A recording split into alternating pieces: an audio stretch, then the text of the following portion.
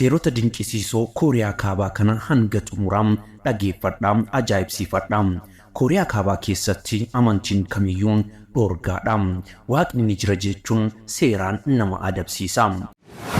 Ammas biyyuma tana keessatti tiraafikiin durba qofatu jira.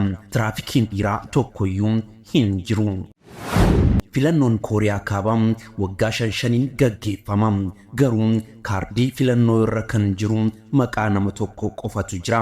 Kana jechuun morkataa biraa of biraa hin qabu tokkichuma sana filatta jechuudha. Kooriyaa Kaabaa keessatti yoo yakka hojjette hanga dhaloota 3tti maatiin hundi itti gaafatama. Namni kamiyyuu rifeensa isaa akkaataa mootummaan eeyyamuun qofa sirreeffata. Akka pirezidaantii isaanii uffachuunis ta'e rifeensa sirreeffachuun dhorgaadha. Adabbiin isaas baay'ee cimaadha. Konkolaataa yookiin kompiitara bitachuuf eeyyama mootummaa irraa argachuu qabda.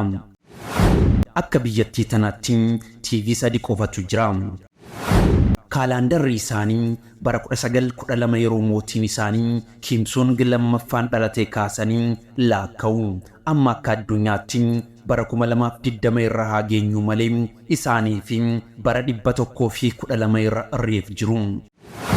Dhiirri tokko durba waliin waa'ee jaalalaa kan inni haasa'uu danda'u yoo kan ishee fuudhu ta'e qofaadha.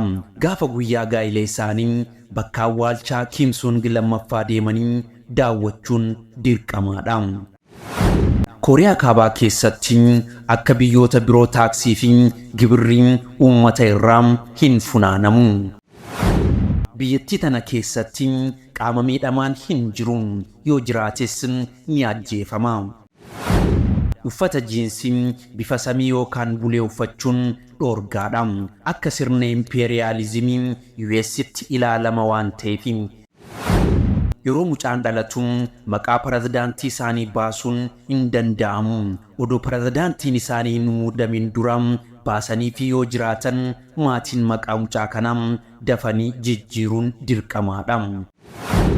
Biyyattiin rakkoo humna ibsaa waan qabduuf yeroo hundaa akka guutuu biyyattiin halkan ibsaan ni bada.